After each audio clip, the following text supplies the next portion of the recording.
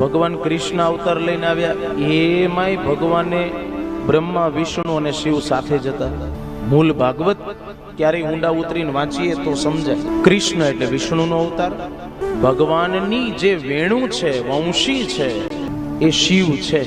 શિવ રૂપ લઈ ભગવાન શિવ વંશીનું રૂપ લઈને આવ્યા.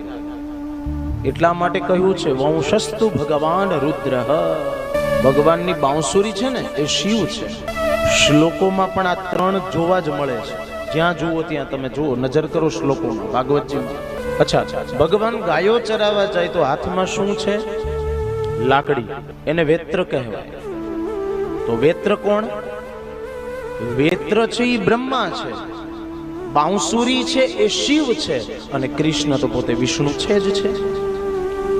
કવલ વેત્ર વિષાણ વેણુ, આવું ભાગવતજીના શ્લોકોમાં કહ્યું. તો ત્યાં પણ બ્રહ્મા વિષ્ણુ અને શિવ છે. અરે તમે કૃષ્ણ અવતારની વાત જવા દો, રામા અવતારમાં જુઓ, રામ વિષ્ણુ, હનુમાનજી રુદ્ર શિવ અને જાંબુવાનજી બ્રહ્મા. ત્યાંય બ્રહ્મા વિષ્ણુ શિવ છે. બધી જ જગ્યાએ આ ત્રિદેવો છે.